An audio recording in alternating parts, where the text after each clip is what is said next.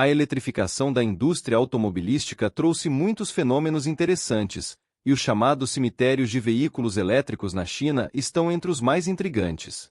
Praticamente todas as grandes cidades chinesas possuem pelo menos um desses locais, um campo repleto de carros elétricos abandonados, deteriorando lentamente. Segundo algumas estimativas, milhões de automóveis elétricos estão apodrecendo na China, e encontramos 5 razões para isso acontecer. Quando se observa esses cemitérios, independentemente da cidade, eles apresentam características comuns. Por exemplo, todos esses veículos têm placas, indicando que foram registrados. Além disso, são geralmente da mesma cor e frequentemente limitados a poucos modelos, sugerindo que foram adquiridos por empresas de compartilhamento de carros. Foi exatamente isso que ocorreu.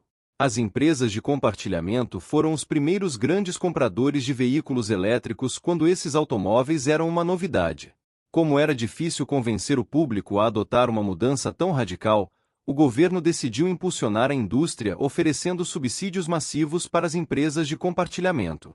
De repente, esses automóveis tornaram-se partes integrais de suas frotas. Nos primeiros dias, a maioria das compras foi feita por essas empresas, enquanto os clientes privados eram raros. Isso teve um impacto significativo no crescimento inicial do segmento de veículos elétricos. O crescimento rápido era necessário, mas deixou muitas vítimas, porque quando o governo chinês parou de oferecer incentivos, a maioria das empresas de compartilhamento faliu. Essas empresas não conseguiram renovar suas frotas, e como estamos falando do estágio inicial da eletrificação, os veículos elétricos ficaram obsoletos rapidamente e agora são praticamente inutilizáveis. É daí que vêm todos esses cemitérios. Nenhum lado está isento de culpa. Enquanto as autoridades usaram empresas de compartilhamento para impulsionar o crescimento dos veículos elétricos, startups também aproveitaram os incentivos generosos, porque sem esse apoio, muitas nem teriam começado. Naquela época, o governo chinês estava determinado a se tornar uma força dominante no segmento de veículos elétricos, oferecendo apoio massivo a praticamente todas as empresas, pois os critérios eram baixos. Praticamente tudo que precisavam cumprir era atingir certos requisitos de alcance, geralmente não mais de 100 km, e vender um certo número de automóveis. Estima-se que 90% das empresas que começaram com grandes expectativas no setor de veículos elétricos praticamente não existem mais. A pandemia de Covid-19 e a crise econômica subsequente agravaram ainda mais a situação, levando a uma série de falências no setor. O número oficial de fabricantes de veículos elétricos caiu para menos de 100, mas especialistas acreditam que o número real de empresas ativas seja ainda menor. Havia mais de 500 startups de veículos elétricos registradas na China, tornando difícil para muitas encontrar clientes suficientes. Foi necessário um esquema organizado envolvendo empresas de compartilhamento, que se tornaram os principais clientes. Mas era claro que isso não poderia durar para sempre. Alguns anos depois, quando a indústria se estabilizou, o governo reduziu seu apoio. Ficou claro que a maioria dessas startups sairia do mercado, pois seus modelos de negócios não eram sustentáveis. Além disso, seus veículos elétricos não eram particularmente bons, então todos os automóveis vendidos para empresas de compartilhamento foram mal utilizados, tornando-se rapidamente obsoletos e com desempenho não competitivo, resultando nos chamados cemitérios. Hoje, a China é não só a maior fabricante de veículos elétricos, mas também o maior mercado, com quase 9 milhões de automóveis elétricos vendidos no último ano. Outro fato importante é que a União Europeia está prestes a impor tarifas de 15% a 30% sobre os carros elétricos importados da China, o que pode afetar significativamente as exportações chinesas. Tal crescimento não seria possível sem uma infraestrutura adequada. Isso significa que o governo chinês teve que manter os dois aspectos da indústria crescendo no mesmo ritmo, o que foi tudo menos fácil, pois criar um sistema sustentável requer uma boa rede de recarga. Mas, para construir essa rede, é necessário um certo número de veículos elétricos para que as empresas de recarga possam lucrar. É um ciclo vicioso, então as autoridades chinesas tiveram que intervir para fazer acontecer. Isso nos leva novamente às empresas de compartilhamento, que foram os primeiros grandes compradores, e o governo conscientemente sacrificou a maioria delas para impulsionar o processo que faria da China uma potência global de veículos elétricos. Portanto, Todos esses automóveis que acabaram em cemitérios serviram para impulsionar o desenvolvimento da infraestrutura. As autoridades chinesas sacrificaram muitas empresas de compartilhamento e muitas fabricantes, considerando que 80% das startups faliram. Sua contribuição para o desenvolvimento da infraestrutura de veículos elétricos na China foi enorme, e hoje, muitas cidades chinesas têm uma infraestrutura tão desenvolvida que as empresas de táxi dependem principalmente de automóveis elétricos.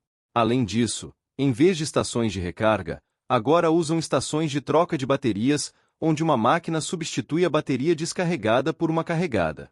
Uma das razões para os cemitérios continuarem crescendo é que é mais barato comprar um novo veículo elétrico do que consertar o antigo. Aqui está outra razão pela qual os cemitérios de carros elétricos estão crescendo. Quando se fala nos benefícios dos veículos elétricos, muitas vezes se ouve que eles são mais simples e, portanto, mais baratos de operar, com menor risco de quebras. Junto com algumas manutenções típicas, como trocas de fluidos, isso nos fez acreditar que possuir um carro elétrico é realmente mais barato. Mas a realidade é diferente. Mesmo que as falhas sejam raras, o que não temos certeza, consertar um veículo elétrico pode ser extremamente caro.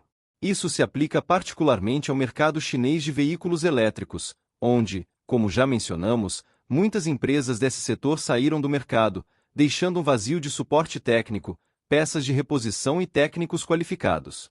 Todos esses recursos estão em falta, então não é surpreendente que muitos proprietários preferem substituir seus carros elétricos antigos por novos. Na maioria dos casos, essa é realmente uma opção mais barata, especialmente quando se trata de reparos após colisões, pois mesmo um acidente menor pode danificar componentes críticos, como os alojamentos das baterias, e então os reparos podem custar uma fortuna. O que também é interessante é que isso não é típico apenas da China. O mesmo ocorre nos Estados Unidos. Já podemos ver imagens de ferros velhos cheios de modelos da Tesla, a maioria deles com danos mínimos, o que indica que os proprietários simplesmente não querem lidar com reparos caros e demorados. Os consertos geralmente custam muito e a falta de técnicos treinados é uma das principais razões. Isso também explica por que os reparos de veículos elétricos geralmente demoram semanas, se não mais. Em resumo, os reparos desses carros são um processo muito doloroso. Até mesmo as seguradoras sabem disso, então, em vez de desperdiçar seus recursos em consertos, preferem dar baixa nos veículos, mesmo em casos de danos relativamente menores. Claro, isso causa uma espécie de reação em cadeia, onde os prêmios de seguro dos carros elétricos se tornaram significativamente mais altos em comparação com os carros a combustão, o que apenas aumentou a diferença nos custos de operação. Milhões de veículos elétricos estão apodrecendo na China, e de acordo com os relatórios mais recentes, não se trata apenas de carros abandonados e desatualizados produzidos anos atrás. Até mesmo veículos novos muitas vezes são condenados a apodrecer porque o mercado está saturado.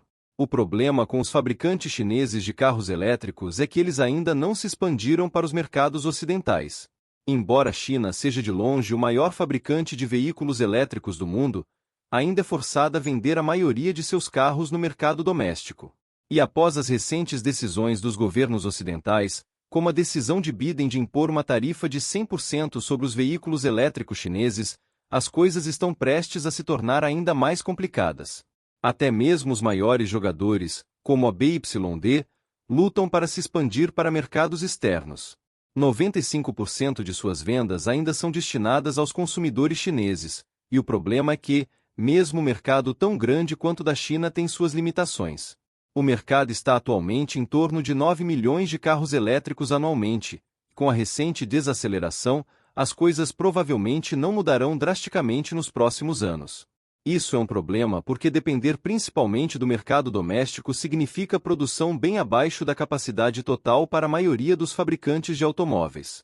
Segundo Wei Xiaopeng Shang, CEO, os fabricantes chineses de veículos elétricos têm a capacidade de produzir mais de 20 milhões de veículos por ano, o que excede significativamente os números de vendas mencionados anteriormente.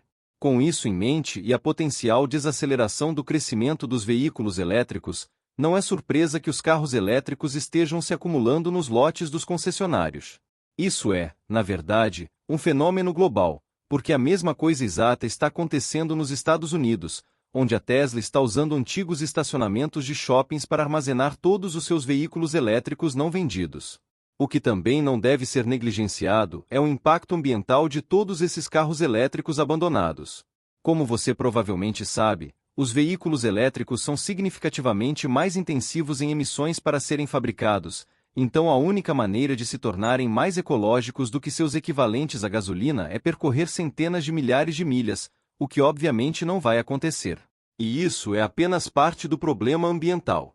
A outra parte é que, junto com o aumento da popularidade dos carros elétricos, também aumentou a demanda por eletricidade, o que acontece em um momento em que a China está tentando reduzir o consumo de carvão em suas usinas de energia. É uma batalha árdua, e com a forma como as coisas estão se desenvolvendo no momento, não vemos como a China poderia resolver essas grandes questões de sustentabilidade em breve. Obrigado por assistir e até a próxima.